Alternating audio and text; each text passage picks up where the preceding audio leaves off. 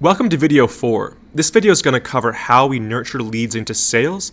Once again, we've covered how to drive traffic through influencer outreach and high value articles, how we generate leads through VIP demo, blog subscription, and content upgrades. And now we're going to dive right into how we turn those leads into sales. This is the nitty gritty. This is the most important step of this. You can drive all the traffic you want. You can drive all the leads you want. Unless you have a strategy in place to turn those people into bottom of line affecting sales, there's no point. The fact of the matter is that very few of your readers are actually ready to buy. You need to educate them about what you do, who you are, and why what you offer is valuable before they're even going to come close to a sale. So the first thing you need to do is to segment your leads. If you don't segment your leads, then you're not going to be able to target them with any kind of intelligent messaging. You're just going to be kind of spraying your bullets to the wind rather than laying down, focusing in with a sniper rifle. That's what segmented marketing is all about. It's about focusing in and being able to far more effectively target people with something you know they're interested in. Segmentation allows us to target leads with content we can be confident they're interested in. Segmentation increases open rates, trust, conversion rates, etc. And we do this in two different ways. The first is interest-based segmentation. So if somebody's going to become a subscriber on our Instagram marketing article, then we know they're interested in Instagram marketing. Down the line, we can send them emails based around Instagram marketing. If I don't do that segmentation, I can send them something related to email marketing or landing pages or whatever it is, and they're not going to care as much. The way that we do this is based on blog article URL. Another way is through hidden fields embedded in forms. If you have questions about that, feel free to email me at james@wishpond.com.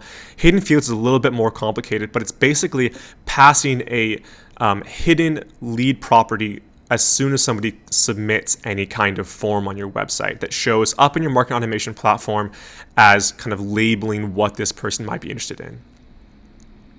The second way we do is through industry segmentation. Industry segmentation is far more valuable for your sales team. It allows them to really frame the conversation around something that they know the VIP demo person is interested in. We find industry to be the most essential element of lead properties for VIP demos because your sales team can prepare a VIP demo based on that person's industry. They can show them examples that they have prepared of other users who have found success within their industry. You do this by asking them directly within every form, what is your industry? And yes, this may drop your conversion rates because the more form fields you have in your forms, the fewer people are going to convert. But it's going to pay off down the line when your sales team is able to convert a higher proportion of those people. So let's get straight into the exact workflows that we use to convert our VIP demo leads into sales. The first thing that's going to happen is they're going to convert on the form within your landing page. They're going to get a little bit of a delay, and then they're going to be automatically sent their first email.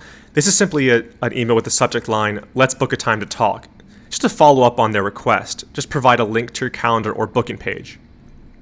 If they convert on that, the workflow's done, you're good to go.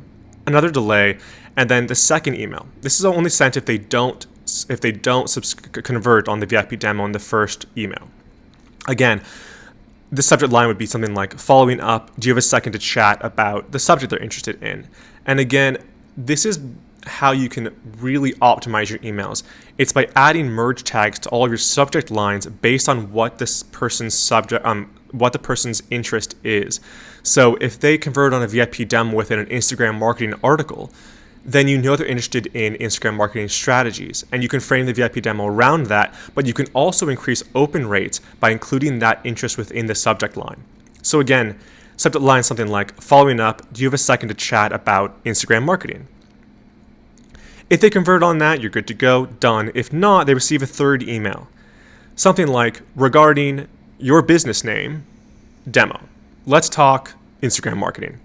So this is a second merge tag you can add to your emails. This would be their business name, and you would get this again through the submittal of the form as soon as they convert to a VIP demo.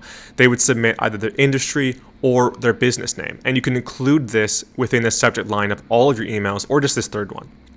This is the last chance email, and I use regarding that RE:. I use that to remind them they've already asked for a call.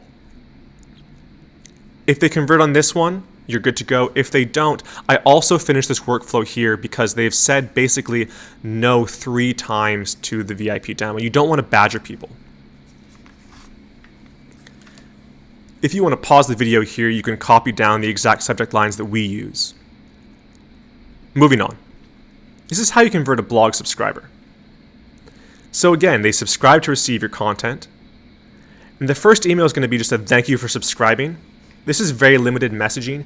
Introduce yourself, and just remember, all emails sent within this workflow should come from the same person. It should all come from James Shearer, even the sales emails. Now, you might think that you would be better off to send these people directly into your newsletter list. However, sending them exclusively the articles that you publish as you publish them isn't a very optimized or intelligent really way to turn these people into sales. You can after the fact, but as much as you can personalize and frame the conversation in these first few touch points, the more they're going to become sales down the line. If you just sent them every article you publish as you publish it, then they wouldn't necessarily get a personalized experience. Second email is top examples of successful strategies based around their interest subject. This is an educational email. You're providing value to subscribers, again, around what they're interested in. The third email is going to be a sales email. Something like, do you have time this week to talk about your interest subject, Instagram marketing? This prompts a time to talk with, again, you. This is not an email that comes from a sales team. This is a time to talk with you. Yes, you can frame the conversation in terms of how your business can provide value, but again, it needs to be coming from you, because if it comes from a sales team person, they're not going to recognize that name, and they're very unlikely to convert on it. They know you provide value. If they convert on that, you're good to go. If not, fourth email, something like case study. How business you already worked with achieved some kind of positive result. This is another educational email. However, you might notice that we're starting to frame the conversation in terms of how your business can provide value. So if I'm showing these people bottom of funnel content like case studies, I'm introducing them to, yes, actionable strategies that they can implement, but also a business like theirs that found success by using our existing platform or your service or your tools. Email number 5 is another sales email. Something like, get 10% discount when you try out your platform. This prompts a discounted purchase as well as a VIP demo. We do this because the discount is a really valuable way to get them to convert now. It's usually a limited time promotion that expires after 7 days or 14 days or whatever it is. But I also want to get them on a call to start talking to them about how we can help them achieve their goals. Once they're done with the 5th email, they either finish the conversion, or they do get sent back into your larger newsletter drip and they start receiving your blog articles as they're published. So you stop personalizing them. However, you don't have to stop at the 5th email. If you want, you can extend this drip campaign, this workflow, for as long as you want. We have some subscriber workflows that are 20, 25 emails long, simply because we have that amount of content that we can keep delivering personalized content based around something that we know they're interested in. And every few emails, just remember to put a sales prompt there. Once these workflows are done, they just go back into the general newsletter mail out list and receive your content as you created. These are the emails that I just showed. If you want to pause the video here, you can see the subject lines. And here are the other subject lines. And now let's get into converting to content upgrade. Again, my favorite type of lead generation. I just want to really quickly show what this looks like within a marketing automation platform. So at the top here, you have when leads meet the following criteria. This is a condition-based workflow. So as soon as somebody converts on a social media related content upgrade, then a lead property changes within their lead profile and says this person is interested in social media and we have their email address. So long as they haven't upgraded already to a Wishpond plan, then we do send them this workflow. This workflow in the back end looks something like this. As you can see, send automatically social media drip 1, have a delay, send drip to, etc., etc., etc., etc., etc. And this just shows 5 or 6 of the emails that we send people and that you're going to see in the next couple slides.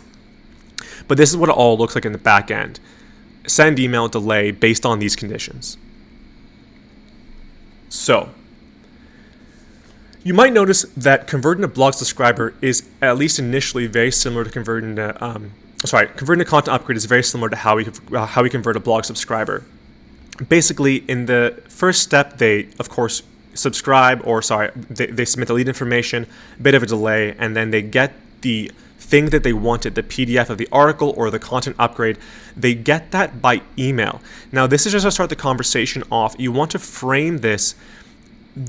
You're delivering value to them. If you gave them the PDF or the content upgrade right within the click pop-up or right within the thank you page of the landing page they converted on, then you don't start the conversation off strong. You want to deliver it through email so they start thinking about this email address sends me high valuable content. And I trust this email address, and there's a higher chance of me opening it next time I see it. If the first email you send is the thing they requested, then they start getting used to opening your emails. You just have a higher open rate and click-through rate down the line. So the first email is, here's your download, introduce yourself, provide the downloaded content, nothing big there. Bit of a delay, and then again, a little bit like blog subscriber, we're going to go with top examples of successful strategy based around your interest. It's an educational email. The third email is going to be that same sales email. Do you have a time this week to talk about the thing you're interested in? This is prompting a time to talk with, again, the person sending these emails. If they convert on that, you're done. If not, a bit of a delay, and then, again, a case study email. Start to frame the conversation around bottom of funnel content, communicate the value of what you do and how your products work. One more delay, and then free access to your on-demand webinar based around their subject. It doesn't have to be a webinar, it can be a podcast, it can be a video. What you want to do with this email is show your face. Have them hear your voice. Develop the relationship. They already know your name. If they can put a face to that name or a voice to that name, it's far more unlikely that they're going to ignore you when you say, by the way, this product that I work for is really valuable and can really help your business. Or you succeed, or whatever. If you're in e-commerce, the product that I work for is really, really awesome and it looks great. The sixth email is, again, a bottom of funnel kind of article. This is an educational email, but something like 10 proven strategies for success based around your subject, based around what they care about. Be sure that this educational strategy guide includes screenshots from your platform or photos of your product. Again, this is a bottom of funnel educational article. It's, again, framing the conversation in terms of this is how my business provides value. Yes, there's actionable strategies. Yes, there's kind of general best practices, but it's also here's screenshots. So they start just understanding that this is what this company does. The seventh email here is going to be another sales email. And this is going to be a limited time discount, something like now until 7 days after sending, get 10% off Wishpond or get free shipping on Acme shoes, whatever your business name is. Offer this discount or credit alongside a demo prompt in the same way that you want to give people discounts when they're blog subscribers. You want to give them a discount as well, an incentive to finish up this conversion before you lose them into the abyss of general email marketing. As much as you can, you want to personalize all of these emails. And as soon as you lose these people to that general email marketing, open rates drop, click-through rates drop. It's kind of an inevitability. So if you want to extend all of these workflows as far as you want to, VIP demo, I don't know if I would necessarily extend more than 5, 6, or 7 emails, but both blog subscriber and content upgrade can be extended as long as you have content to send people.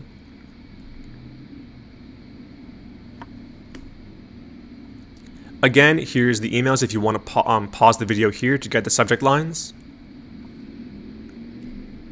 And again. All right.